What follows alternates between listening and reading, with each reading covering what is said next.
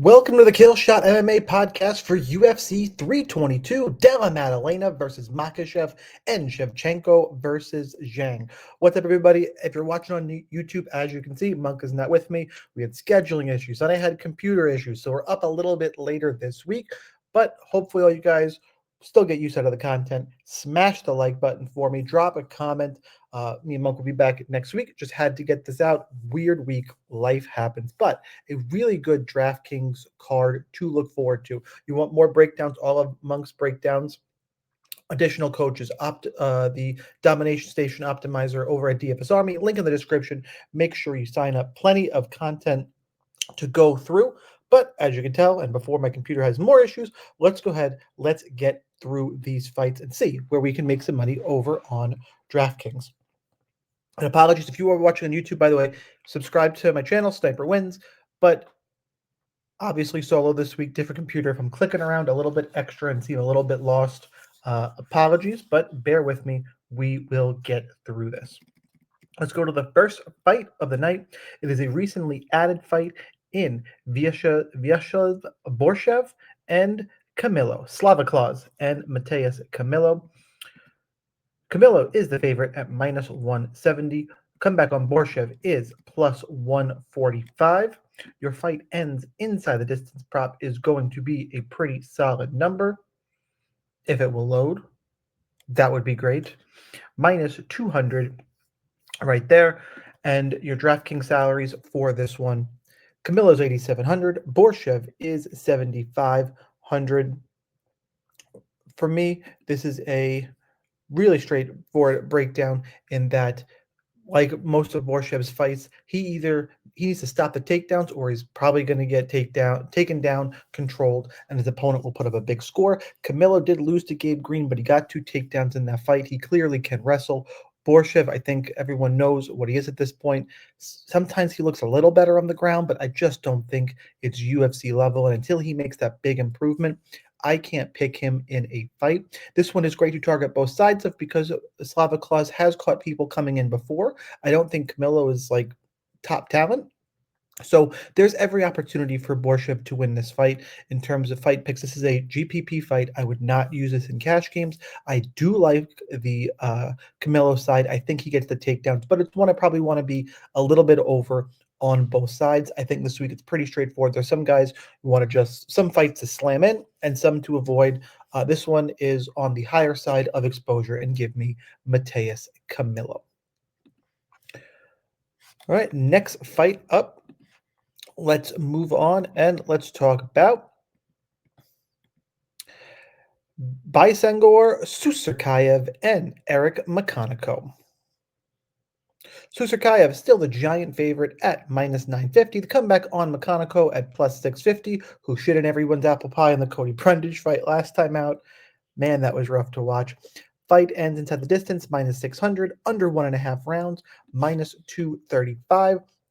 The real problem with this fight, as you'd probably think, it is the DraftKings salaries, as Susurkayev is 9,800. Makhaniko is 6,400. Look, there's value here on Susurkayev.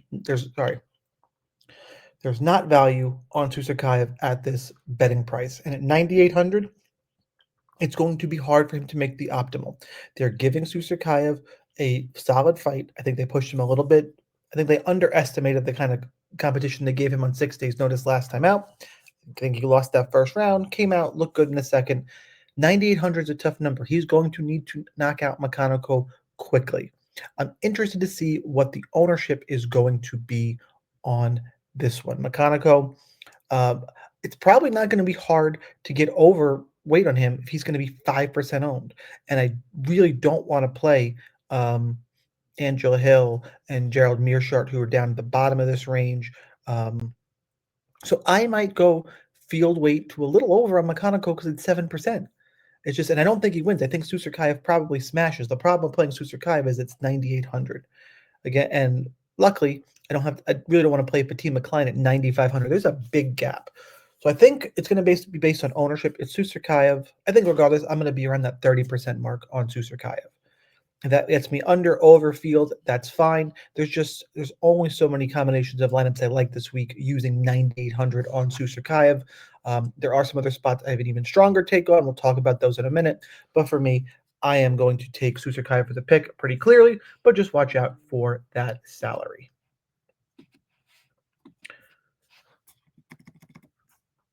Again, guys, I know it's delayed. Thanks for bearing with me. Let's talk about Angela Hill and Fatima Klein. Fatima Klein, minus 550. Angela Hill, plus 400. Fight ends inside the distance. Sorry. Fight goes to decision. What am I talking about? Fight goes to decision, minus 325. That is a big old number there. Fatima Klein is 9,500 on DraftKings.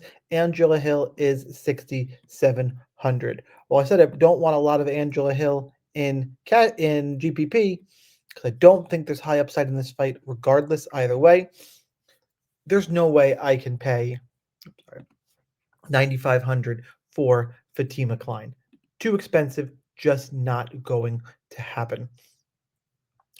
Angela Hill has been in the UFC for, I don't know, 15 years at this point, it seems like. She is clearly the more experienced fighter. And Fatima Klein at 9,500, okay, she's 2-1 in the UFC. She lost to Jasmine Jasdavicius. She can probably get takedown. She's got more power. It's one of those where I do think she wins the fight, but is she really going to pay off 9,500? Fatima Klein is my pick. Angela Hill, I think even in a win, I don't think she's got a ton of upside there. She's not going to be the one really getting takedowns in this fight. I think the way to play this fight is pretty much underweight, but Angela Hill is a lock. L-O-C-K lock in your cash game lineups. There's no reason not to play her at that price and minus 325 to go to decision. Nice little floor there, but the pick is Fatima Klein. Moving on, let's talk about Chepe Mariscal and Pat Sabatini. Pat Sabatini should be the favorite here. He is at minus 130. Comeback on Chepe is plus 110. Your fight, I believe this one should be your fight goes to decision prop, is currently sitting at minus 175. So expected to see 3 rounds of action. And your DraftKings salaries for this one, we get a nice mid-range salary fight to talk about. Finally, and for those last two really lopsided ones, Sabatini's 8,300, Chepe is 7,900. This is another good one to target for really all sides because I have a decent-sized lean here on Pat Sabatini. Look, Pat Sabatini is the better wrestler. Chepe has got a talent for he's just tough. He drags people into deep water, and he drowns them. He'll get taken down, but he can get back up. Chepe's got 73% takedown defense. Taken down by Ricardo Ramos. Damon Jackson got him. Morgan Cheese gets taken down in all of his last 3 fights. He is 5-0 in the UFC, and he's got a split decision win over Morgan Charrier. I'm not sure about that one. Looked good against Damon Jackson. Looked good against Ricardo Ramos, although that win's not aging great for him by no fault of his own. I think Pat Sabatini is a really tough matchup for him. Sabatini is 7-2 in the UFC. He takes you down. He controls you. It's what he submits you. They have the common opponent in Damon Jackson that Pat Sabatini got knocked out by Damon Jackson. And that's what people I see who are picking Chepe are going to point to. Don't think it applies here. His win over Joe Anderson Brito is a great win. I think Sabatini's got good enough wrestling to get Chepe down, but more importantly, as opposed to some of Chepe's last opponents, I think Sabatini can control him. That has really been the difference. Excuse me, and what I think will be the difference in compared to Chepe's previous fights. I think Chepe gets held down here. Sabatini at this mid-range salary can pay off just fine. I do like the favorite in this fight. I'll run back a little bit of Chepe because the mid-range is really one I want to target this week. A couple of really good fights. You got Shevchenko, Weili down there. But this is my second favorite mid-range fight. That co-main event is an all-in fight, but this one is way up there, and I'm going to lean heavier on the Sabatini side because I think In this case, the control wrestling will play a factor. Sabatini 90 to 95 points at 8,300 sounds pretty good to me. Give me Pat Sabatini.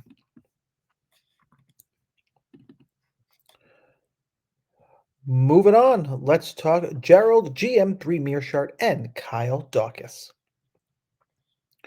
Dawkins, big old favorite, minus 500. Gerald Mearshart, plus 385.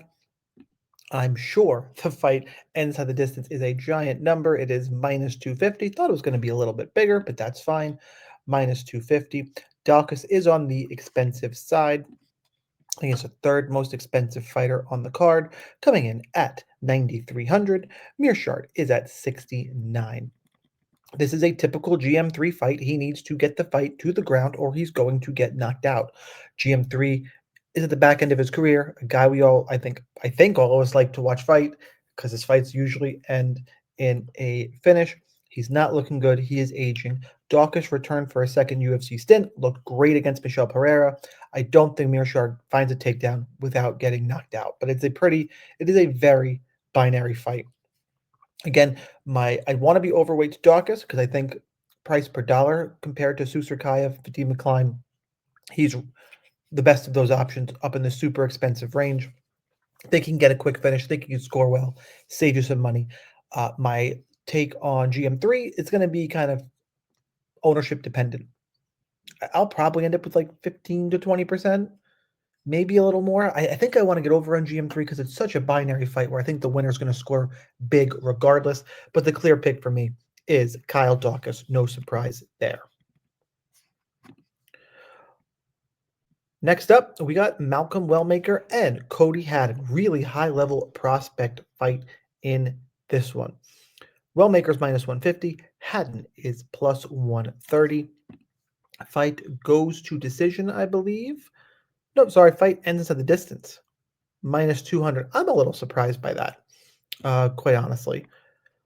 Because we got two good prospects here. Yes, they've been smashing other people, but it's one of those. This is going to be, I think, the toughest fight for both of them. Your DraftKings salaries, before we get too far into it, although we did just kind of quickly reference it, it's near the mid-range. Wellmaker's 8,400. Cody Haddon is 7,800. Like I said, really solid prospect matchup here. I think Wellmaker's the better striker. He's got KO potential. Haddon's path to victory is the grappling. His one lone loss is to Steve Erceg. I think Wellmaker's quality of wins are a little bit better. He's beaten the better competition. He looks really slick on the feet. I think he's going to be hard to take him down. You can't play tons of everyone on the card. I think the way I'm going to approach this one is you pick your prospect that you prefer. I don't think Haddon's going to have success grappling, and Wellmaker will be too good on the feet. I think we look at the ownerships. I think it's a GPP fight, really close fight. Really looking forward to it. But for me, whoever you're picking to win, you go a little bit overweight in GPPs. Whoever you're picking to lose, you go a little bit underweight because both guys do have potential to make the optimal lineup. And it's also not an all-in fight. So it's one of those really weird spots. I'm hoping everything didn't just close down on me because I clicked on the wrong thing. But we look okay. So again, Malcolm Wellmaker will be the pick. And he's who I want to go a little bit overweight on. Moving on, let's go Aaron Blanchfield and Tracy Cortez. The rematch that Tracy Cortez won, the first fight that she won, I don't know, I think it was 6 years ago when Aaron Blanchfield was 20. Blanchfield now is a minus 235 favorite. Cortez is plus 200. Fight goes to decision. Dun, dun, dun, dun, dun, dun. It's loading. Is minus 400. So big old number there. Your DraftKings salaries for this one. Give me just 1 second to get over to it. DraftKings salaries for this fight. Blanchfield is 9,000. Cortez is 7,200. I'm underweight to this fight. Look, I can't pay this price for Blanchfield at 9,000. This is one where I kind of think they both are going to want to wrestle. They're both good enough They're both pretty good grappling. Is one of those where you could end up with two strikers or two wrestlers who become strikers in their fight here in the UFC. What I was trying to say is that even if there was grappling in their fight 6 years ago, again, I don't put much stock into a fight 6 years ago where both fighters are drastically different fighters. Um, I do think Blanchfield is the preferred side because I think she gets takedowns. Cortez can get taken down. Rose Namajunas got her 5 times. Uh, Blanchfield making improvements, just beat Rose Namajunas for whatever that GPP math is worth. Showed she's incredibly tough. Took a beating against Manuel Ferriero when she couldn't get a takedown. Um, I think she's just tougher, grittier, probably has the grappling advantage now. Anyway, Tracy Cortez, a little bit older, does seem to be on the back end with some spotty performances. I'm going to go Erin Blanchfield. This is one where I think the field's going to get a little bit trapped on Tracy Cortez. I'm going to go underweight on Tracy Cortez, probably play about field on Blanchfield. I will say, though, that despite all that, Cortez is a fantastic cash game option because minus 400 at a cheap price.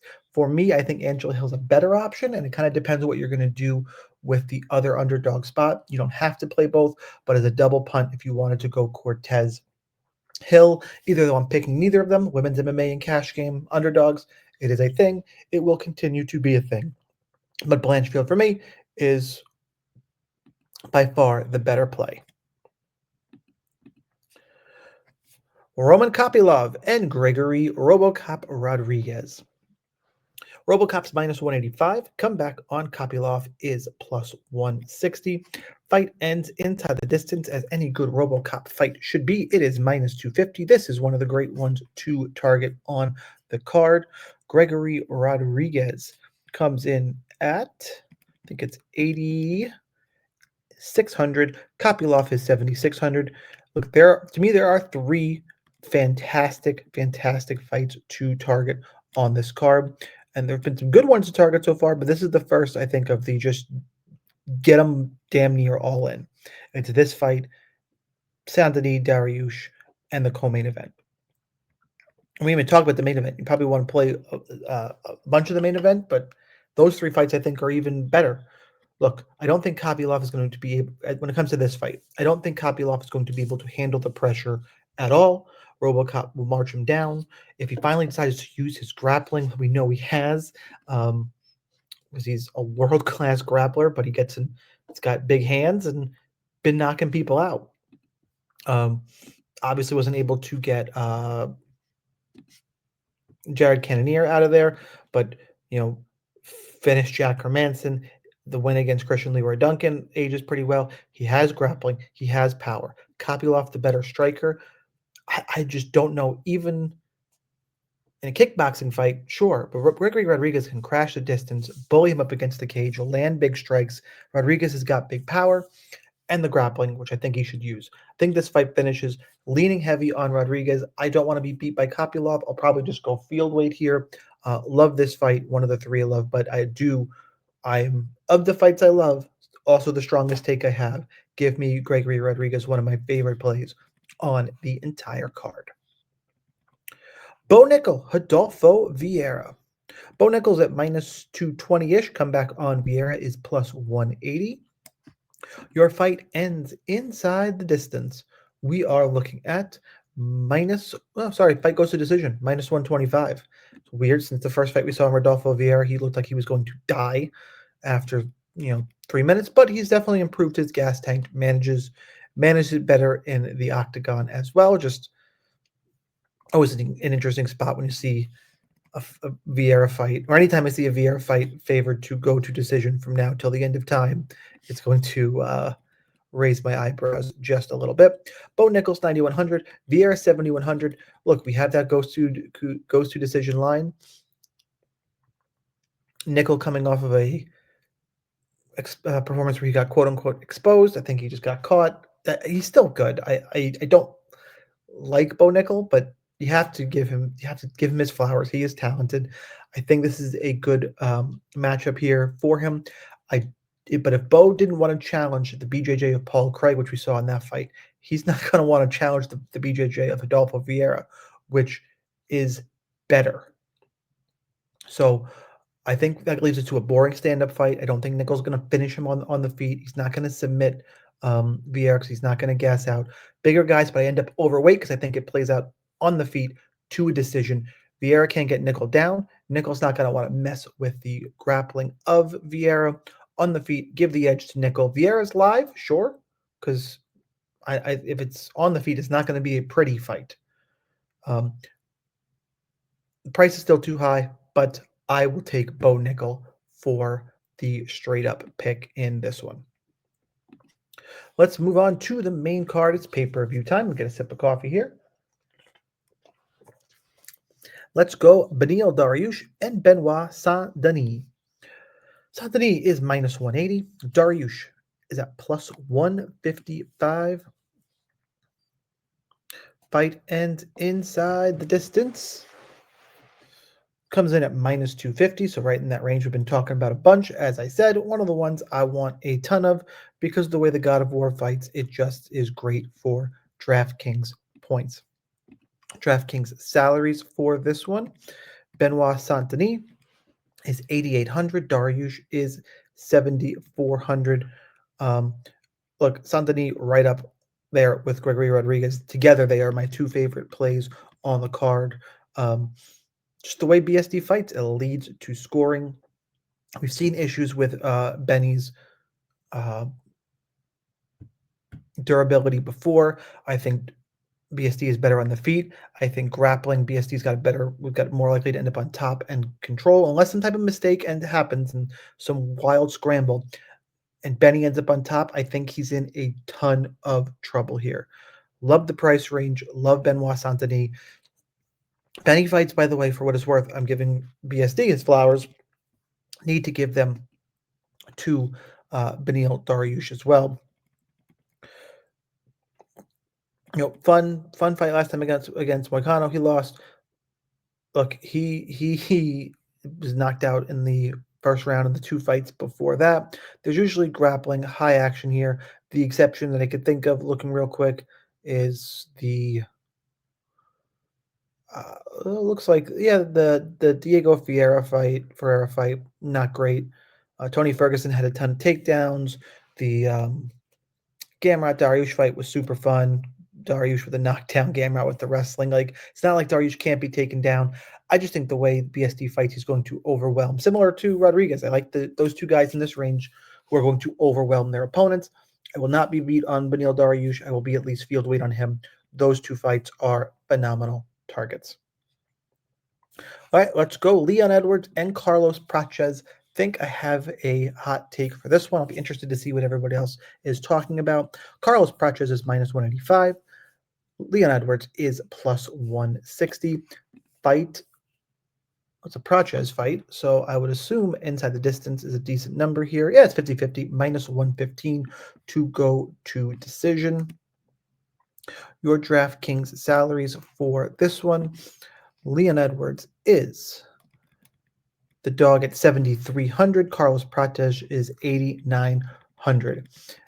You know what's going to fuck people up here, guys, is when Leon Edwards wrestle fucks Carlos Prates, or at least tries to, and I think he's going to have success with it.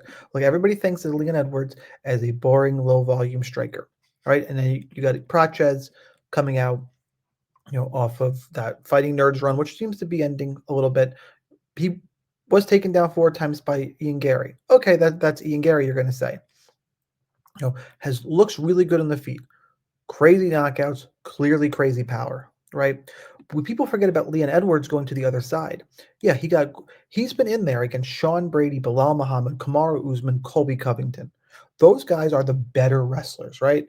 He's got to defend takedowns, get back up, etc., etc., etc. Aside from Edwards taking down Covington twice, taking down Kamaru Usman once, did you know in the fights before that, he took down Nate Diaz 4 times. He took down RDA 3 times. Took down Gunny Nelson twice. Like, the dude can wrestle. 3 takedowns in his win against Brian Barberena. Like, he can do everything. Wherever he is a smart fighter, wherever he has the advantage, that's where he's going to take the fight. I think Prates is one-dimensional. I think this is an interesting spot. Leon Edwards been struggling as of late, needs a win. Finally, not facing a wrestler. He has the wrestling advantage on the feet. Edwards is incredibly technical on the feet too. If Prochez doesn't mind his P's and Q's, Edwards could win a striking match too. I think there's plenty of paths to victory for Edwards. And the wrestling, I think he's going to use it. Give me Leon Edwards to spring the upset. I like Leon Edwards in all formats as well. Taking a stand here, obviously, with all the Kopylov and not Kopylov, excuse me, all the Benoit Saint Denis and Gregory Rodriguez. And spoiler alert, I'm gonna pick Islam Makhachev here in a little bit, and that fight is one to get exposure to. And got Kyle Dawkins. Like, I'm gonna need underdogs, and Leon Edwards is one of the ones I am for sure going to be leaning on. He's just gonna piss people off and lay on Carlos Prochez, and I'll be here for it and racking up my points. Let's go Sean Brady and Michael Morales. Brady minus 130. Morales is plus 110. Super high level, great fight here. Morales knocking on the door. Sorry, both guys knocking on the doorstep of a title fight. Brady really is right there. Talked about how he's got to stay active. He's a fighter, doesn't want to wait around. Love the mentality personally. Minus 120 for the fight to go to the scorecards. Your DraftKings salaries for this one. We are down around the mid-range. 8,500 for Brady, so a little bit of money coming in, I believe, on Michael Morales. It does feel like a really straightforward fight breakdown. I wrote in my notes, it is grappler versus striker, Brady versus Morales. I'm going to go with Brady here. He's been doing it at the higher level. I'm worried that even if Morales wins, that's your pick, I don't think he's going to hit the optimal. Like, I don't see him finishing Brady. Brady, I think, learned a lesson in the Bilal Muhammad fight. He's going to manage his gas tank a little bit better. I don't think that Michael Morales is as good as a defensive wrestler as Bilal Muhammad is. I do think that Brady's striking is a little bit underrated because of that performance. While I clearly believe Morales is really good, is he top 5 good? This is kind of a show me spot for me. I'm going to lean towards Sean Brady and the wrestling to get this one down. Is it a great fight to target? No. Is it it's one of the ones that fall right in the middle, but give me Sean Brady. Co-main event time, 2 5-round fights on this card. Valentina Shevchenko, Weili Zhang for the UFC flyweight title. You got Zhang moving up from 115, vacates her belt, comes up to 125, and she's only a plus 115 dog against Shevchenko. Shevchenko is minus 135, and we've seen some cracks in the armor of Shevchenko recently. That series against Alexa Grasso, she can be got at. She can be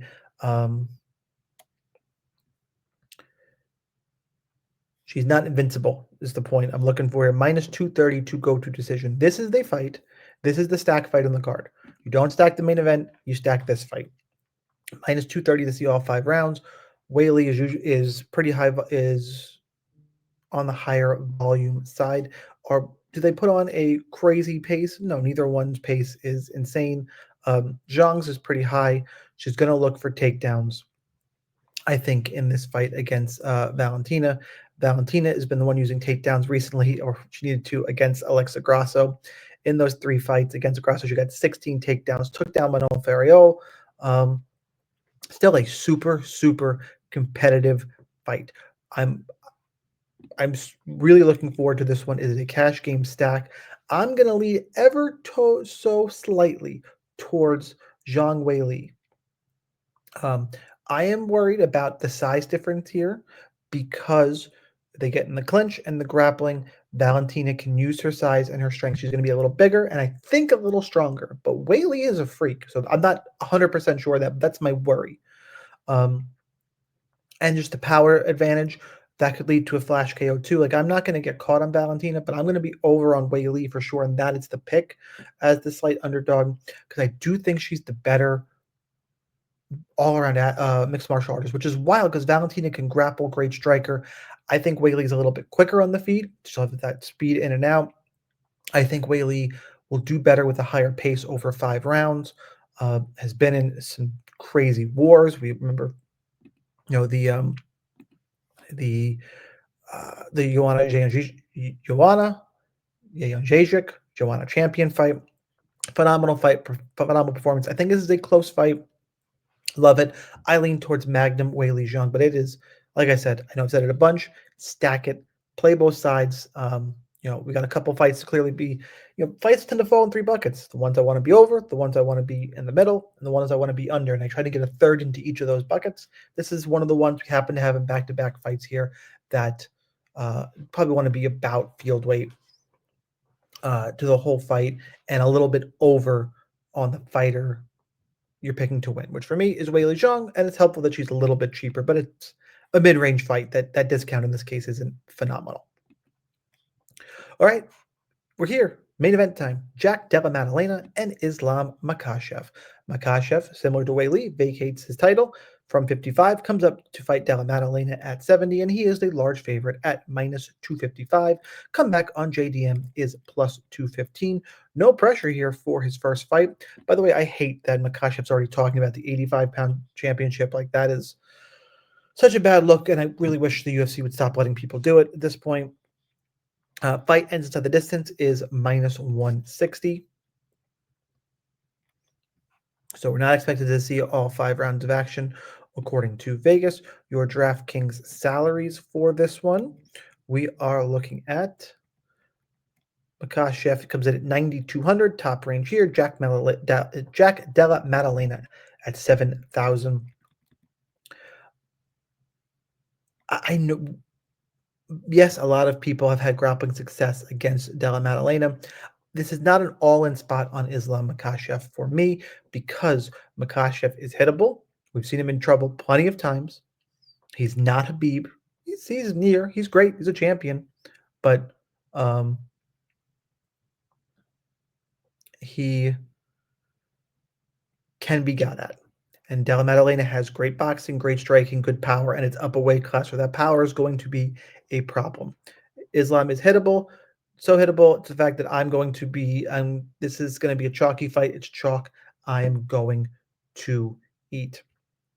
I lean towards the favorite, though, because the grappling advantage to me is just a little bit too much. I just don't think Jack Della Maddalena is going to be able to defend enough Makhachev takedowns in this one. Yeah, I know, like, Bilal got him down 3 times.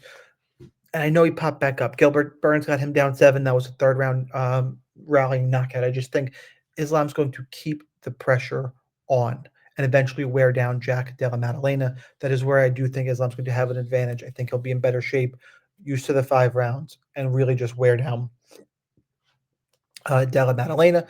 JDM, though, is live. I think in cash games, you either go Islam if you are a believer, or you play neither. Tons of other options on this card.